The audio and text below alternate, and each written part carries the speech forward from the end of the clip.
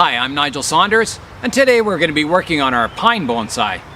We'll be looking at each of my pine trees and seeing what stage the new growth is at and decide what operation to do to the tree. This is the eastern white pine that I collected 2 years ago in one of our collection videos. So let's go in and have a look at the candles on the tree. The new growth on a pine tree is called a candle. So you can see on this tree that the needles are just starting to unfold from the cylindrical candle. So it's a good time to pinch the new growth. A common question people ask is, how do I turn a pine seedling like this into a mature looking bonsai tree? Well, the first step begins with the roots, getting a good strong root system on the tree. I planted this seedling in a colander with lots of holes in the bottom, so you can see how the roots grow out of the holes and they get pruned. They dry up in the air and it naturally prunes them, which increases the root density inside the root ball. So all the way around we get this air pruning of the root base. A good bonsai starts with the root base. Having a good strong root base with a lot of nice radial surface roots is the first step to growing a bonsai. Once that root base is established, then you can concentrate on growing the tree. Every year the root base gets stronger on this tree. It gets more and more fine feeder roots, which will support more foliage up top. If you have a weak root system, you can't expect a full canopy of foliage up top on the tree. The lowest branches on this tree have the weakest amount of growth. The candles are small and they're starting to unfold already. If we didn't pinch the top candles, these lower branches would probably get weaker and weaker and eventually die off. After I collected the tree, some of the lower, weaker branches did die. I got one here and one down lower that died, but these two ones are still alive. And there's another little one here that's barely alive. It looks pretty weak. That one will probably die off. Up top in the apex of the tree, we have more candles per branch. They're longer and stronger looking. So what we've got to do is prune the strength of these branches up top in the apex down in vigor to match our weakest branches down below, to keep all these branches on the tree alive. The candles on the middle part of the tree are medium in strength, so they're in between the apex candles and the lower, weaker ones. So we'll pinch these less than the upper candles, but more than the lowest candles. I'm going to pinch a candle that's in the middle section of the tree. So I'm just going to grab the candle and I'm going to pull off about half of it. You just pluck it out like that. At the apex of the tree, I'm going to pinch off about 2/3, making all the candles about the same length.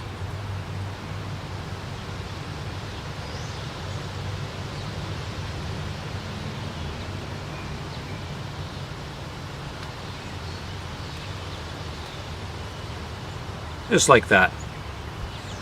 I finished pinching all the candles on the tree, making them all about the same length, so the tree will have equal vigor on all the branches. So the next step for this tree is just to fertilize it heavily this summer and let it grow. The next pine I'll be working on is this Scots pine that was repotted this spring, and you can see the candles have grown really well on it because I didn't do a whole lot of root pruning. Here's a new growth from this spring. You can see it's the length of my finger. It's really vigorous. And the needles are just starting to come out, so it's a good time to prune the candles back. With this tree, I'm not trying to grow it thicker or anything.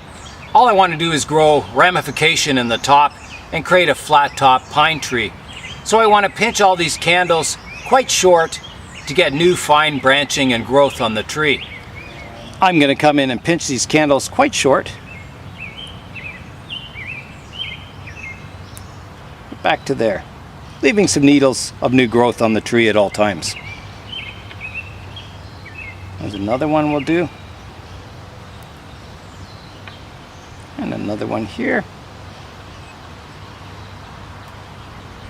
The candle pinching's all done on this tree, just making them all nice and short.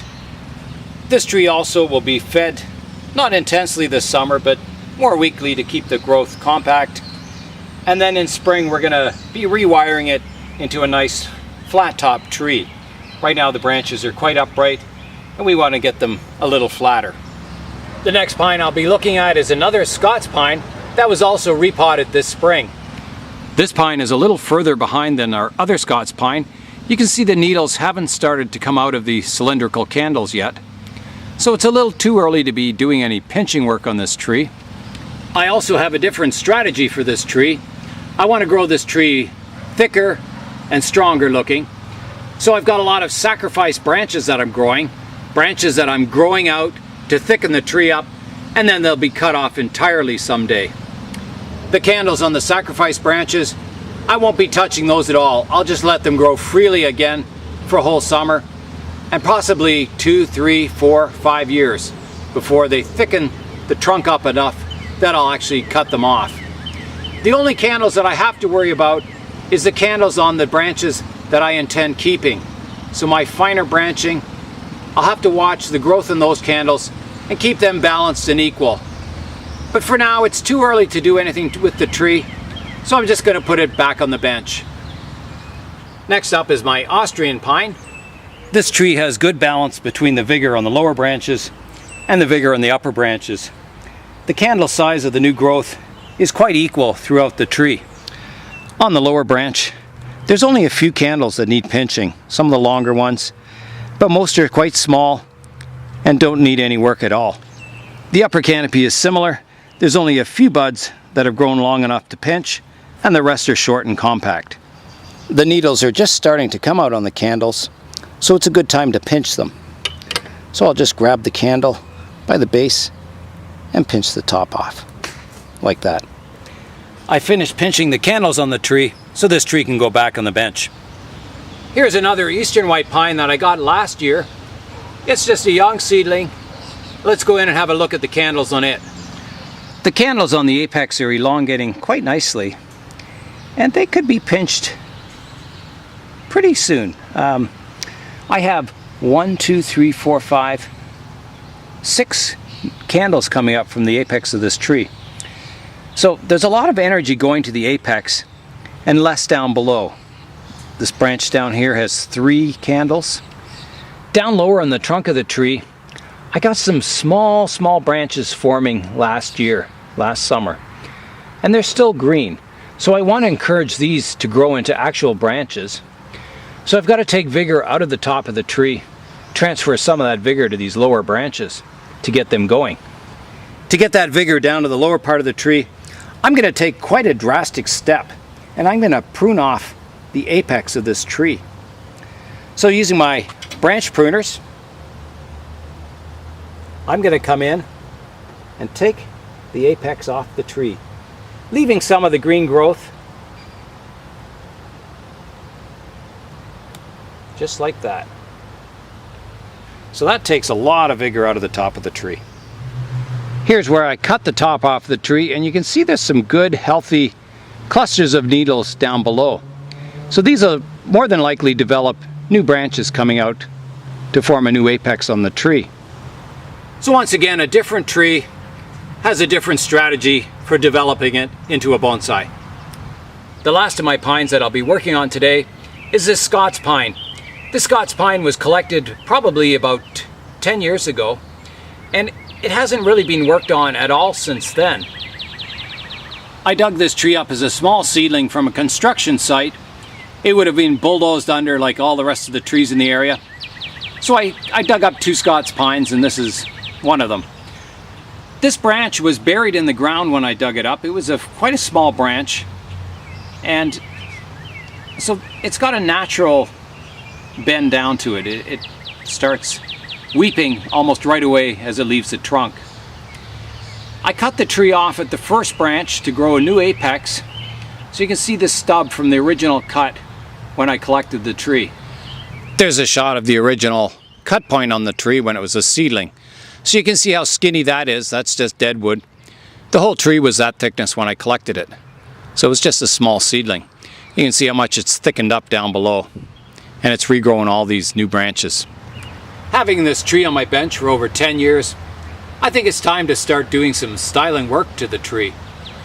The cascading branch in this tree is quite a unique feature, so I definitely want to keep that. It's one of the things that makes this tree unique. I've studied the tree for a long time, and whenever you're styling a tree, I think that's the most important step, is to study the tree.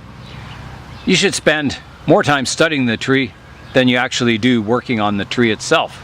So what I envision for this tree, I'm going to make it a cascading type branch structure to it. So I've got the first branch down here as a cascading branch. I've got another branch up here that's cascading that I can develop out. And I can see keeping a compact, rounded or triangular silhouette to the top of the tree. So a lot of this growth up top will get cut off. There are many styling possibilities for this tree. You could cut the entire top off and just keep it as one cascading trunk going into a cascading branch. You could develop the top into a taller tree. You could wire all these branches cascading. There's a lot of possibilities, and that's one of the nice things about bonsai, is that every person would style a tree differently. The first operation I'm going to do to the tree is remove this long, vigorous apex. You can see how much vigor is in it. There's all these great big long candles. It's just bursting with growth. So if I cut this back down to here, I'm going to get all kinds of new growth exploding all over the bottom of the tree. So I'm going to go in with my new pruners and prune that off. Just like that. That's a lot of vigor. And it'll all be transferred down to the lower parts of the tree. That was a big step forward in transferring vigor down to the bottom of the tree. But I'm not done yet. I'm going to reduce this branch from 3 branches to 2. So I'm going to remove the middle branch.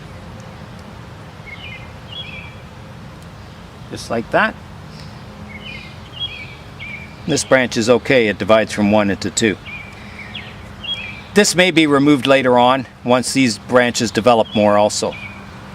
I've got a long branch that comes out the side here that I also want to reduce down in size.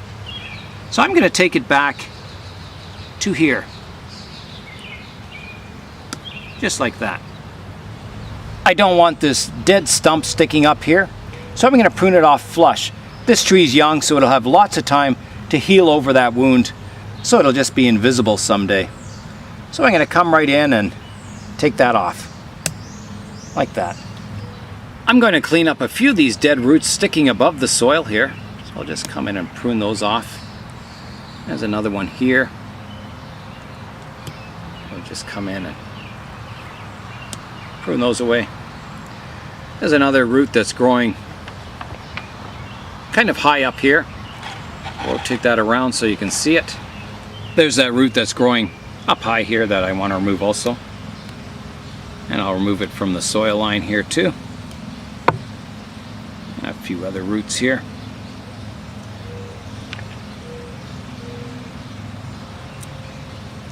And that cleans up the root base a bit. Eventually I'll integrate this branch in with the canopy and the profile of the tree.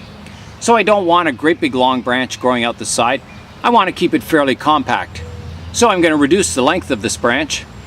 Here's the branch viewed from above. So we want to find a nice place to prune it off to make it a little more compact. So I've got a nice branch here, one here that's very, very weak. So I don't want to prune it back to a really weak branch. So I think we're going to take it, this shoot is really strong and this one's strong. So I'm going to take it back to here. Just like that. I haven't picked a front for this tree yet, and I may not. I'm just going to rotate it around so you can see it from all angles.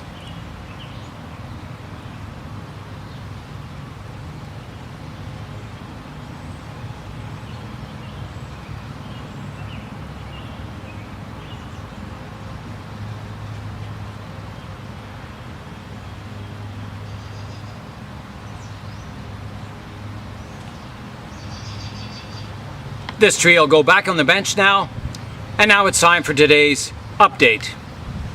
Today's update is not actually a tree, it's my greenhouse. The risk of frost is hopefully over, so I've been starting to move some of my tropical trees out into the greenhouse.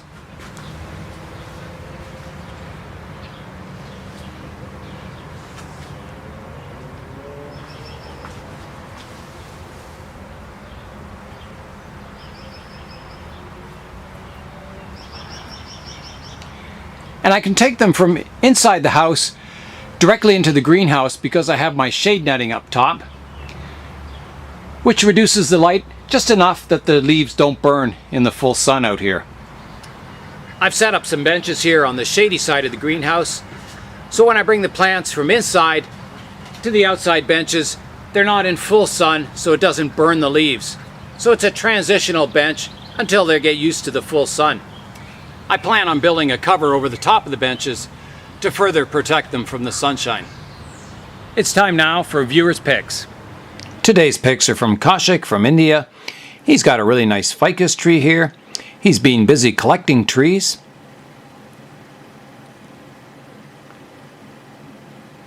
And making cement pots for them. And he's got a really nice root over temple project with a ficus tree. So thanks, Kaushik from India.